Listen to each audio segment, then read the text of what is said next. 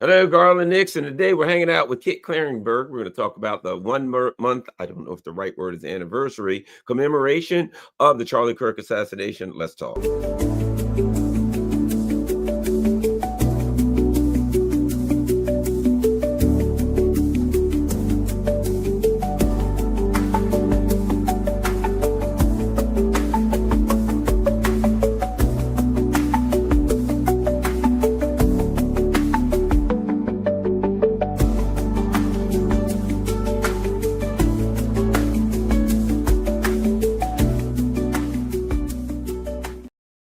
Hello, it's Friday morning. We're hanging out with one and only Kit Klarenberg.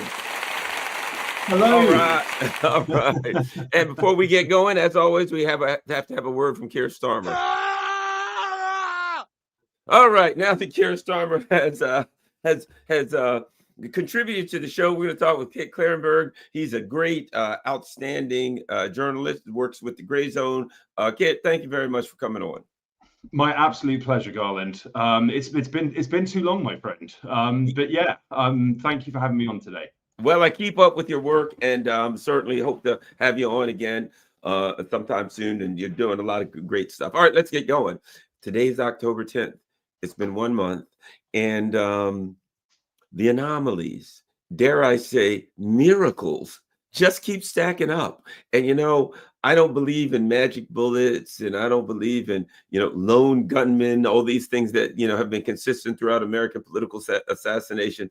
And now what's interesting is, in order to believe the FBI's story, it now requires a miracle where a bullet that could go through several trees and kill several moose and bears and everything else went into some guy's neck and lodged just below the skin. So I think this story is falling apart. We're 1 month in. What do you have to say about that, about this debacle of an assassination, Kit Klarenberg? Well, I mean, yeah, I think that it's in. I've said this before, and I'll never get bored of repeating it. This is like Charlie Kirk's assassination is like a spectacularly crap tribute act for the JFK assassination. It's all there with like disappearing evidence, magic bullets, kind of perfect patsies. Unlike the 1960s, where there wasn't really much of a kind of major mechanism for mass public pushback against the official narratives. The Warren Commission was a blatant fraud that the media ran with, as incontestable fact for many decades. I have been impressed by how much independent researchers, journalists, and just concerned citizens have raised very obvious questions about the garbage we've been fed about what supposedly happened. Now, I mean, you mentioned the FBI's narrative or the FBI's version of events. I mean, that's already changed significantly. So let's just go back to September 10th, which is a month ago now. We have the shooting of Charlie Kirk. He's the head of Turning Point USA. It's a very influential conservative activist group. They were very present on university campuses, in colleges, even in schools. And Charlie Kirk himself was, a MAGA through and through. Very vociferous supporter of Donald Trump. I must admit, prior to his assassination, he wasn't particularly on my radar. I was aware that he was a right-wing influencer, and that was about it. But what really struck me was, and made my antenna twitch from day one on this, which was he was in, I think, outside of the US, he was quite a marginal figure. I keep up to date with politics, and I wasn't, overly cognizant of who he was. And then yet you have the media all over Europe, all over the Five Eyes global spying network, and even further afield, I gather from friends and sources overseas, this blanket coverage of his assassination. Now, that blanket coverage and just this, with national media outlets drowning in stories about Charlie Kirk and the significance of his killing and blah blah, there was a total lack of detail that one might expect to emerge and be a media focus in the event of the assassination of a public figure like this. Like, there was no formal announcement, as far as I'm aware, of his time and cause of death from the hospital he was taken to. There's since then we've had no ballistics report, we've had no autopsy report. There's all sorts of information which is usually released very quickly in the aftermath of someone getting killed like this, that is unforthcoming or is apparently of very little interest to the media. The media also seems very uninterested in challenging what officials initially claimed about how the assassination went down and who was responsible, even though they have subsequently themselves admitted that there are all sorts of unanswered questions about what happened. So initially, the FBI claimed to have this open and shut case against a 22-year-old individual, Utah resident called Tyler Robinson, a college dropout who'd apparently been radicalized in left-wing politics online, although there's very little evidence of him having much of a online footprint. Make of that what you will.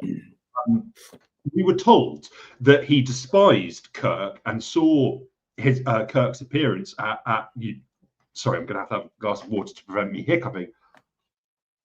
That he sees the opportunity of Kirk's appearance at Utah Valley University to assassinate Charlie Kirk.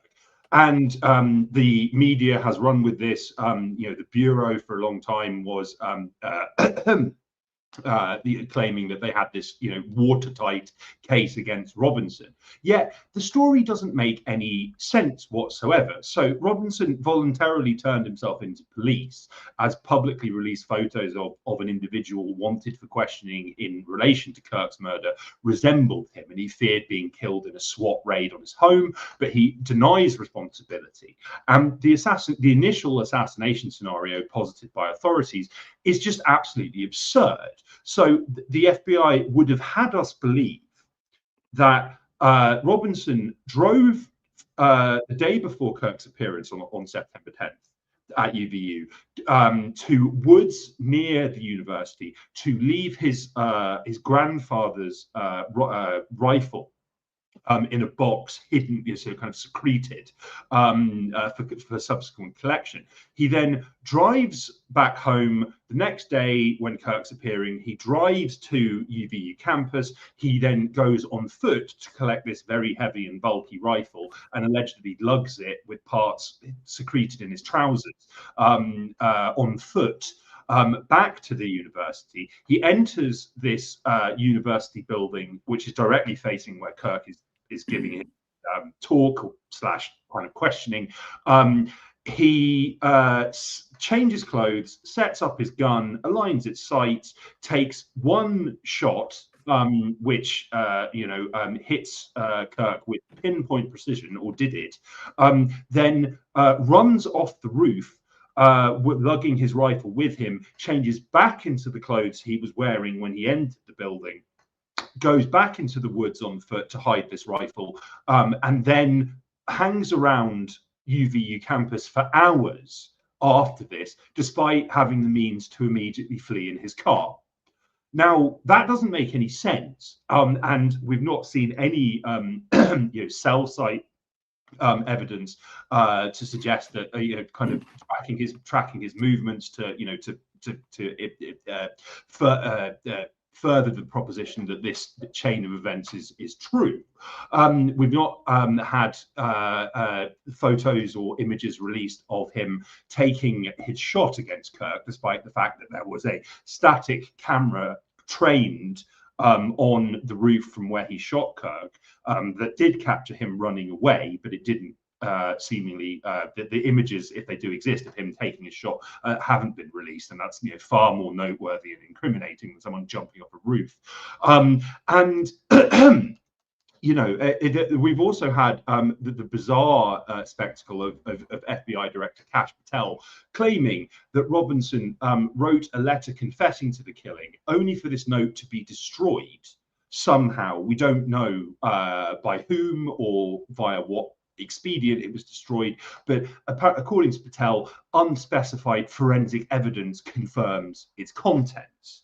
Now, other evidence supporting Robinson's alleged guilt has left much to be desired. There is a publicly available charging document against Robinson, which includes texts that Robinson supposedly sent to his roommate and lover.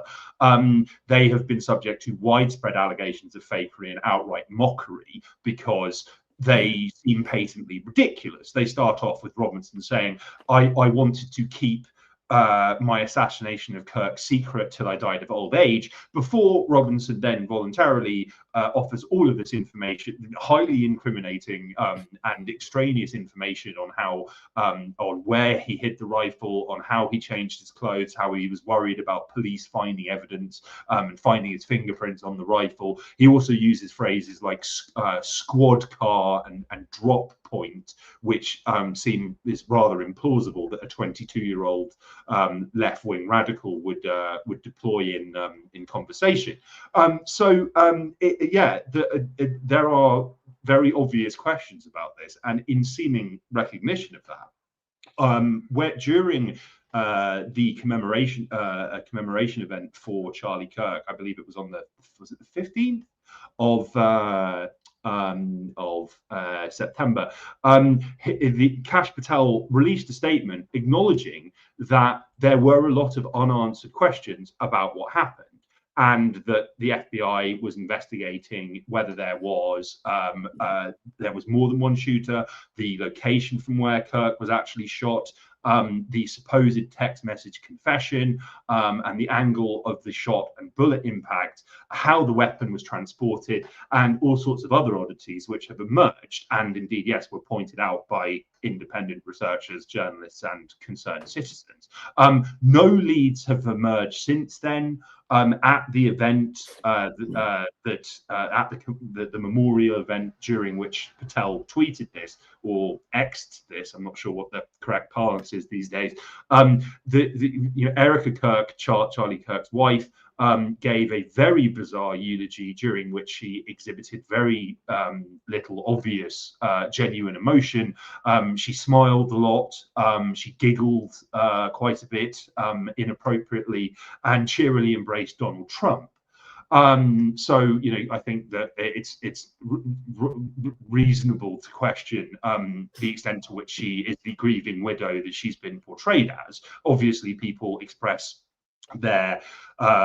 people respond to tragic events in different ways, but if you compare, say, her eulogy to the eulogy of Chris Kyle's wife, Chris Kyle being this the American sniper who boastfully killed hundreds of Iraqis, including innocent civilians, and there was a film made about his life. At his very public funeral, his wife was clearly distraught and extremely traumatized, and her emotions were very visceral and real. It's like comparing night and day, to compare what how she presented and what she said versus Erica's address to a Turning Point USA crowd. Now, this is all deeply suspicious, but what's even more suspicious is we at the Grey Zone, since Charlie Kirk's assassination, we started talking to a large number of people within Charlie's inner circle, like his intimate confidants. Many of them were scared to speak to us under any circumstances. Many of them we spoke to anonymously, and they didn't want what they said to be reported on. They just wanted to serve as deep background. But it is abundantly clear that in the last weeks, or perhaps months, of Charlie's life, he was under intense pressure from very wealthy pro-Zionist, pro-Netanyahu elements within the US, because of his rather muted criticism of the influence that Israel exerts over the US, how Netanyahu could drag the Trump into a major war in the Middle East over Iran, and expressing doubt about Israeli pronouncements of Iran's nuclear capabilities. Now, this prompted him to express fear for that he was in, kind of serious trouble for daring to express these views publicly. In July, he convened an event at which numerous kind of anti-Israel voices spoke, including Dave Smith, who's this Jewish and anti-Zionist comedian, who and he apparently caught an enormous amount of flack for this, and text messages have since emerged from Kirk to his compatriots, where he was talking about how Jewish donors are pulling out left and right, and I'm under immense pressure. I'm getting texted and called by all these very wealthy Zionist lobby connected figures saying, rein yourself in and stop platforming people who are critical of Israel. That's another component of this, which is deeply suspicious, including the fact that Benjamin Netanyahu, who has, with a smile on his face, overseen a 21st century Holocaust in Gaza, has felt compelled to issue multiple statements denying that Israel had anything to do with this. Very to the extent that even his hardcore supporters have said that he's protesting too much. The head of Mossad, former head of Mossad, claimed with a straight face in a mainstream media interview, well, Mossad would never do anything like this. We don't kill people, when the agency's motto is rise and kill first. And they have a well-documented history of carrying out assassinations and all sorts of other skullduggery, including via. I mean, we recently saw it with exploding pages in Lebanon targeting Hezbollah's operatives and leadership, histories of poisoned phones, poisoned toothpaste, devices rigged with explosives.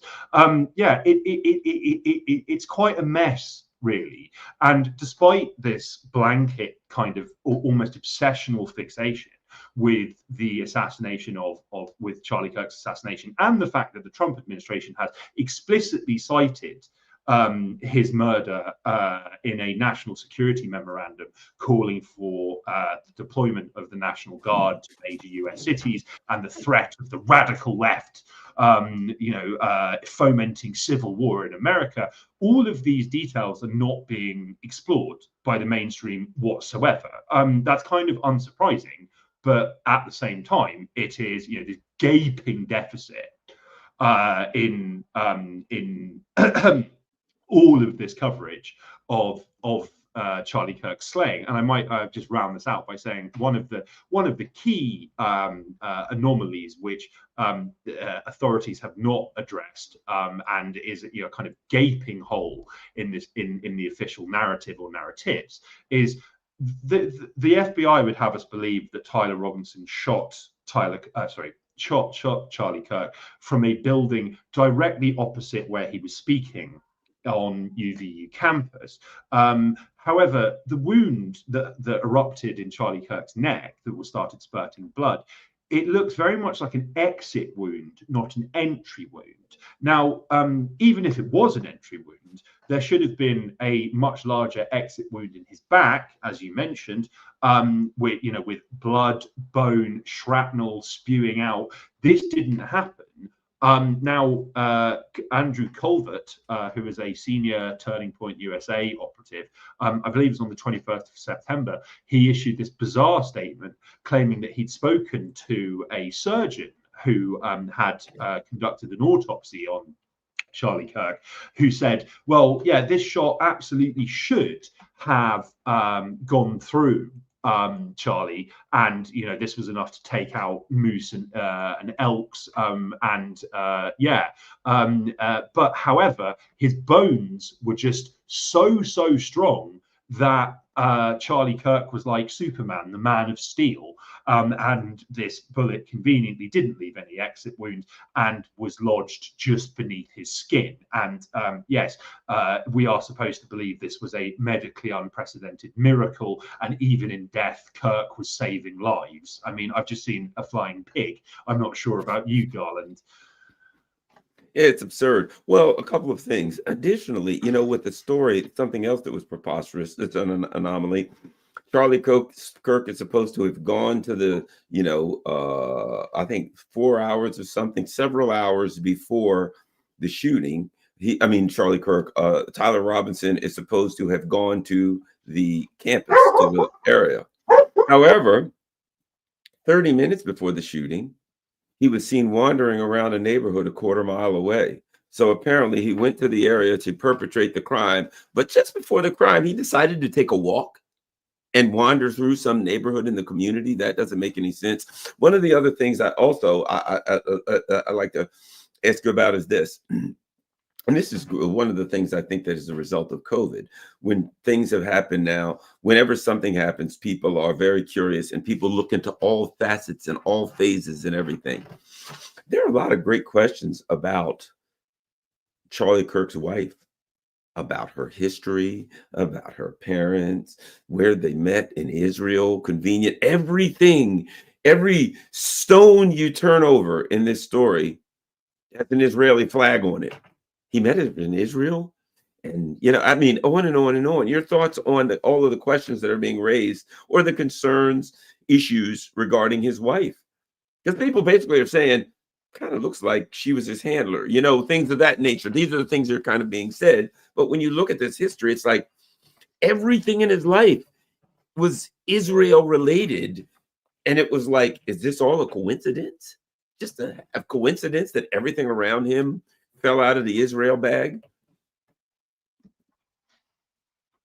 Yeah, well, it's kind of one degree of separation, and there is a lot of, I've seen it said, I'm not sure if it's true, that that Erica Kirk's dad was formerly a major, worked for a major US defense contractor right when and ran its Israeli division when the Iron Dome was being developed. But it's like, yeah, it's very, very it's very, very clear that the TPUSA itself effectively formed and was birthed by a very wealthy Zionist network in the US. Like, all of its early funders were well-known Israeli money men, and some people that we've spoken to at the Grey Zone have said that Netanyahu, when Kirk started to be openly critical of Israel, said that, well, if you quieten down, I can turn on major funding spigots for you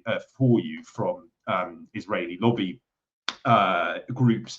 And he was also offered a all expenses paid trip to Israel, which is a very common mechanism by which Israel gets hooks into journalists and influencers and politicians. Kirk allegedly turned this down and was frightened as a result that there could be consequences. Now, there's another Israeli link which I don't think gets nearly enough attention, even amongst kind of critics and of the mainstream narrative, which is that for many, many years, TPUSA and Kirk specifically, they employed organizations, private security firms that were stocked to the gills with Israeli military and intelligence veterans. And there is a conversation between Bill Maher and Charlie Kirk in which Kirk says, well, we employ Israelis because they're the toughest and they're the best prepared. Now, one of the individuals who used to run TPUSA's protection was an individual called Greg Schaffer. Now, he is a US military and intelligence veteran. He's also part of an organization called JINSA, which is the Jewish Institute for National Security in America. Now, JINSA is behind a lot of the training of US police forces by the IDF, and also advocates for greater military security and intelligence integration between the US and Israel, to the extent they've openly advocated for the US establishing a dedicated base in Israel, which I think, I mean, that would be any attempt to do so would probably be World War III, from the perspective of Iran and the other resistance actors in the region. But the point is that Schaffer gave in the aftermath of Kirk's shooting, he gave this interview in which he said that it was quite unbelievable that that Charlie Kirk's security team weren't thinking about snipers in the wake of incidents like the Los Angeles sniper shooting, I believe, in 2017, over which questions hang over precisely what happened there as well. But he also said, well, Kirk's security team may have erroneously focused on threats from a much closer distance, while he was running TPUSA security, the main threat had always been somebody getting in the inner circle and attacking Charlie. Now, number one, I don't think that that's a particularly persuasive argument for reasons I'll get into. On the other hand, I think that his comments might have been more illuminating than he intended, because somebody certainly could have infiltrated Charlie Kirk's inner circle to clear a path for his murder. Now, on the former point, and this is, again, something that's not really been looked at with much seriousness by critics of the mainstream narrative. The security failures on September 10th around the event were pretty much literally unbelievable. And even the mainstream media has reported on how lax restrictions were, and how both the UVU and TPUSA seem to have made virtually zero effort to properly safeguard Charlie. And attendees at the event have testified to how there were no formal entry gates, their tickets weren't searched, their tickets weren't checked, their bags weren't searched. There was no indication that nearby rooftops or buildings were being monitored for suspicious activity. There were just 6 campus police officers deployed to oversee the event, which attracted 3,000 people, which is, I mean, that in itself is completely insane, but it's rendered particularly suspicious when you factor in that every prior TPUSA event had extensive private and public security measures in place to protect Charlie, because it was well understood that he was a target for assassination. So to give you just one example, in his penultimate appearance, his penultimate rally, I guess, in Visalia, California, this was an indoor event which attracted a crowd of 2,000 people. There were 60 separate officers deployed, extensive searches of people entering, clear restrictions in place on what attendees could have in their possession, so they couldn't even bring signs in with them. And then over preceding days, the local police conducted wide-ranging reconnaissance in preparation for the event. So they researched spots of interest to prospective shooters. They identified locals who took a dim view of Charlie Kirk to ensure that they were nowhere near the event on the day itself, and if they tried to turn up, would be turned away. On the day itself, police drones and officers were monitoring his movements to and from the venue, scouting nearby rooftops. And this was a similar story played out, as I say, in every prior TPUSA event. So we are to believe that the one time there was this full spectrum, completely amateur hour litany of security failures, the one event where the police and TPUSA didn't do their jobs is the one event where he gets shot. That in itself is deeply suspicious. I mean, it hasn't, as I say, it hasn't got nearly enough scrutiny, I think. Yeah, I certainly agree. And let me ask you this: what do you know about the infamous, "I did it, shoot me" guy, Mr. Zen? Yeah, I mean that's really bizarre as well, and it's something that seems to have been completely forgotten because I mean this was a guy who created a ruckus in the immediate aftermath of instantly after Kirk shooting, and then said that he was taken into custody, then released, and he said that he explicitly did what he did to ensure that the Kirk shooter could escape. And he faked a confession to the police. He is currently being held on obstruction of justice charges and also been accused of possessing child pornography. But he's been rather just kind of like forgotten from even by the mainstream media. And it's like, well, if it was the case that he was trying to help the shooter escape, which shooter was he talking about? It seems kind of like implausible that he would be there and do this spontaneously without foreknowledge of Charlie Kirk being that Charlie Kirk was going to be shot.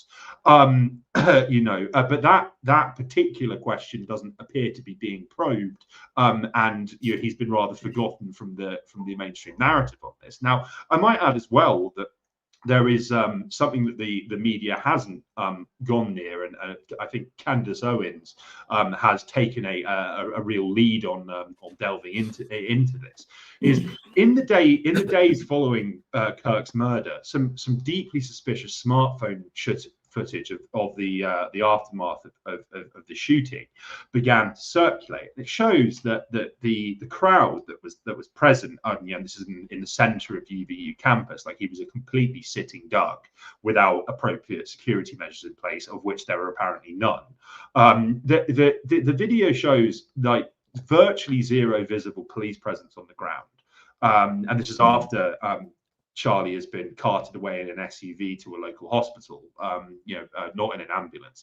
And there's no indication of any efforts being undertaken by law enforcement or TPUSA security detail to isolate the scene of the shooting, to prevent evidence being contaminated, degraded, or tampered with. In fact, the video shows evidence being tampered with by TPUSA operatives. So, for instance, an individual wearing sunglasses is seen in this clip.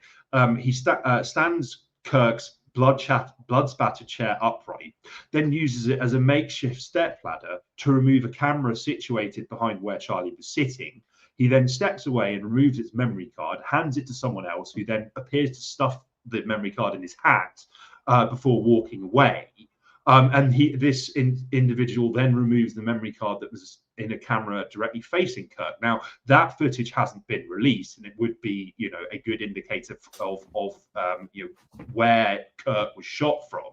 And quite why removing this, potentially vital evidence was of, reflex primary concern by TPUSA is inserted. Instantly after Kirk got shot, like his security detail ran to the tent where he was sat, which I mean is not what you might expect security professionals to do, unless they knew that there were no further shots coming.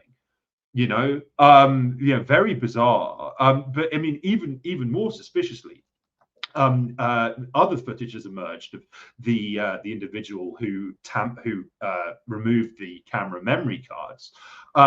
This clip shows Kirk being rushed from the scene to the aforementioned SUV by his followers, and then there are other bystanders who are racing after them to safety.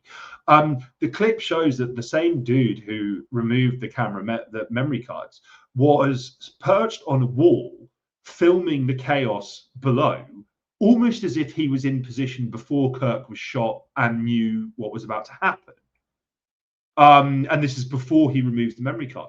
It's very, very, very bizarre. And there's no indication. I mean, evidence tampering is a very serious crime, and we have literal video evidence of this being done, but there is no indication that this individual is being criminally investigated, that he's wanted for questioning. Candace Owens claims to have confirmed with TPUSA that he's a long-standing Turning Point operative, and his name is known. But no indication that he's a subject of interest in the investigation. It's all just very, very, very strange, and all of these questions just create more questions. But it's not something that a lot of or that very many people seemingly want to go near. And I might add here as well that just more generally, I think it's quite disappointing to see that it's primarily actually people who support Charlie Kirk and MAGA adherents who are taking an interest in this, because this has implications for people of all political persuasions. And recently the Trump administration issued a national security memorandum, as I mentioned, where explicitly cited Charlie Kirk shooting as a reason for a broader crackdown on political dissent in the US.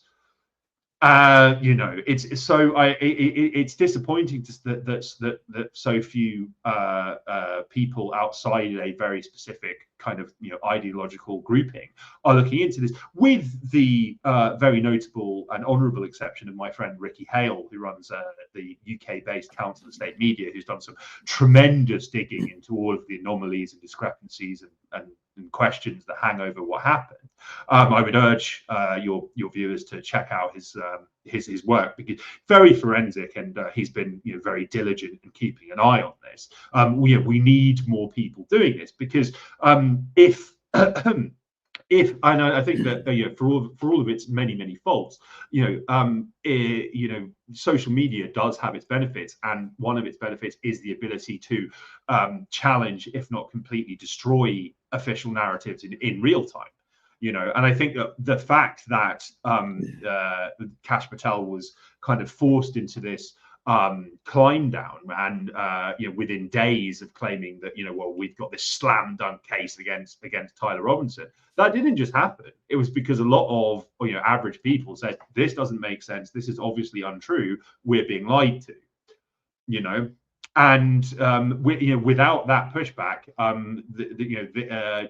Kirk's murder is going to be exploited by a wide variety of malign actors. Again, it's not restricted to the US at all. I have, in my native country of Britain, there were officials mourning him openly. The EU Parliament had a minute of silence to commemorate him, even though I would imagine that the overwhelming majority of European citizens weren't really familiar with him.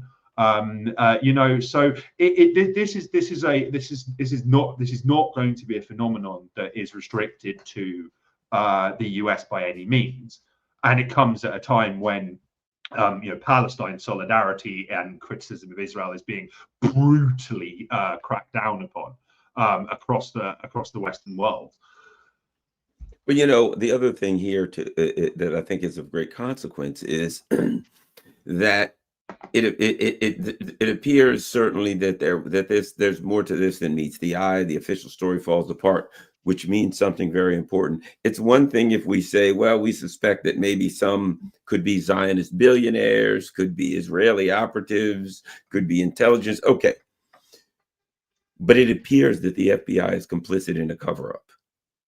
And if that is so, and it appears to be, then there is a U.S. government element of this. That at that point, if in fact the FBI is involved in a cover-up, then the FBI is complicit. Then this is another, then this is viewed like, if you research the Martin Luther King killing, and all of these other killings, and you find that there were government cover-ups. And if you look at it on and on and on, and it's like, there's more to this than meets the eye, but the government is part of the machine that's covering up, which implies that the government was part of the machine that caused this act, gave rise to this act in one way or another. And so I think that's the other part of it. And again, I think 9/11, I think COVID, people, they lost trust in the institutions. And then they began to view the institutions as operatives of evil and all kinds of diabolical deeds. So your thoughts on how this incident happened could be just another assassination. I hate to put it like that, But if the FBI is actively covering it up, now we have a government operation, which is totally different than just an assassination of, an independent assassination of entities outside of the government. It's either the government did it or the government works with these entities. Indeed. But I also think as well that, like, I mean, institutions are rigged for cover up. They want to cover their own. They have a massive vested interest in covering their own tracks. In all of the instances that you've just mentioned, we know from the documentary record that the FBI, CIA, and other government elements reflexively moved to cover each other's backs, even if they didn't like each other very much. Like, I mean, I've reported on this for the Grey Zone, but there is an absolutely extraordinary court filing that was released under Freedom of Information laws. It was submitted by the Office of Military Commissions, which was set up to prosecute alleged 9/11 ringleaders and Guantanamo Bay inmates. This filing found that at least 2 of the hijackers were working for the CIA via the Saudis, and not only that, that the FBI was systematically kept in the dark about the presence of known Al-Qaeda elements within the US by the CIA. Now, when 9/11 happens, it's documented in this filing. The FBI went absolutely crazy, and they were furious with the CIA for having lied to them and concealed this from them. Yet they all went along with the cover-up. And I think that when something like this happens, and it's so obvious that that there's something greater afoot in the official narrative, there's this kind of little light that flicks in the heads of people at every level of these agencies that we shouldn't go near this. We need to just follow whatever the official line is and not ask too many questions. And I might add as well that there was a mass meeting in Capitol Hill on September 11th this year, where numerous mainstream figures, including long-standing politicians, they gave extensive presentations about why they thought the official story of 9/11 was to put it mildly, a bunch of bullshit. And these are people who would otherwise their comments would receive some kind of mainstream pickup. Charlie Kirk's assassination very conveniently distracted attention completely from this this event. You can find it in full on YouTube. It's quite extraordinary. You have like mainstream Republican figures saying 9/11 was clearly an inside job. We were lied to. The CIA knew more than they ever admitted, etc. The anniversary of 9/11 passed without any media interest whatsoever. And I think that if you look at polls, there is widespread kind of public unanimity on JFK's assassination being a conspiracy, the fact that Epstein didn't kill himself, January 6th was a setup, and all of these other issues. But I think on the one hand, depressingly, we've reached the point that powerful people think that they can just get away with this stuff, and they don't even need to bother concocting convincing evidence. I mean, but on the other hand, the fact that so many people don't trust the mainstream media, they don't trust what mainstream or entities or government agencies are claiming about key events, that's very encouraging. And you can't, I mean, it's kind of comparable to the last days of the Soviet Union, where like nobody believed in the system, nobody believed what the media was telling them, and people were more than ready for it to collapse. And I suspect that is a strong element of thinking within the US, because this is a fundamentally unsustainable situation. One quick last question. Sure. It seems to have backfired if the perpetrators are in any way related to those that many of us suspect, in that it opened a very serious wound when it comes to the issue of the U.S. Israel / Zionist relationship, where I guess it was, if many of us suspect, it was Charlie Kirk was going to go on this college tour and maybe say some things that people didn't want him to say, and maybe affect the part of the electorate they didn't want affected in that way. It seems to have had the opposite effect. It seems to have opened a lot of people's eyes, simply because the consistency. You do political assassinations on a daily basis. There's a political assassination and you're the suspect. We suspect that you've come here to do it also. And so many people now, I mean, more people who were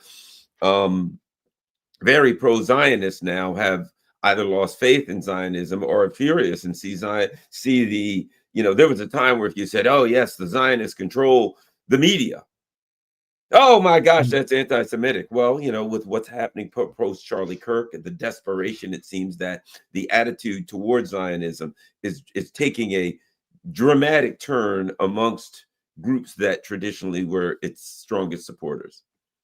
Well, yeah, I mean, it has. I mean, Candace Owens is an example of someone who seems to have changed her views radically, like on this. But we've also seen, mainstream figures like Matt Gaetz, who, I mean, I believe that he's wanted for questioning over child porn.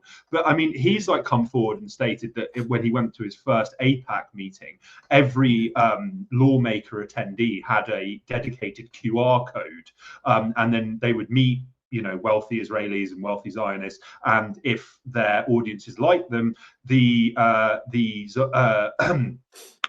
Zionist lobbies / Israeli supporters would tap their QR codes to give them money. And it's just like, Christ, this dystopia is depressing, but people are more and more waking up to the influence of Zionist entities over US politics. And this was something that Charlie Kirk was explicitly stating. In the final weeks of his life, he was openly bemoaning how, well, the Israeli media is like consistently more critical of Benjamin Netanyahu than the US media is. How does that happen? Why am I being being subject to all of these attacks from supposed free speech advocates for very mild criticisms of Israeli influence in US politics? It has, as you say, I think it's backfired. I think it's opened a Pandora's box, which cannot be closed again. You can't put the toothpaste back in the tube, and there's a lot of skepticism and criticism in previously unquestioning quarters, which is encouraging, to say the least. Yeah. Well, we'll get ready to go in a few seconds. I'll say that Matt Gaetz, he was the guy from Florida, right? Yeah. If you look at what happened. Yeah, if you look at what happened with Matt Gaetz, he was the guy, he was going to be the attorney general or something like that, and he had to drop it. But if you look at that, what he was accused of, there was a guy, it always works like this, who was a diehard Zionist. His name was Greenberg or Greenblatt or something like that, right? Now, listen to this. This guy dealt with young women. The guy would get at women who were underage. He'd get them a legitimate Florida license. So this woman, young girl, when she approached Matt Gaetz, she had a license, an actual Florida license that said she was either 21 or 24, but she wasn't. You know what I mean? And it's like, it sounds like when you look at it, you know what I mean? You look at it, and that's what happened. When the reason he was never charged was when the FBI looked into it, and they did the investigation, and it was like, she had a license. You know what I mean? You got to choose. I mean, you got to create a criminal intent. A mens rea, it's called, right? That he intended to commit a crime. If some guy says to a woman, "Oh, I'm 24. Let me see," and she's got a legitimate Florida license, you're never going to get a conviction on that guy, and you shouldn't, right?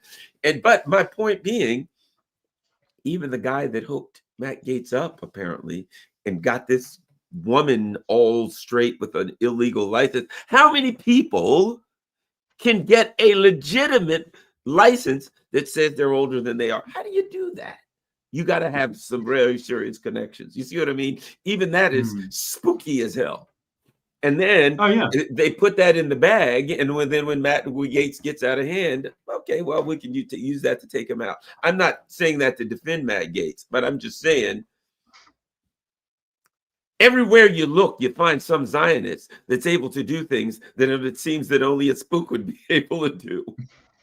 Yeah, well, I mean, they do have this incredible ability, Israel, to stage often assassination operations using false passports from different countries, and then those countries issue some mealy-mouthed complaint, and then they just do it again.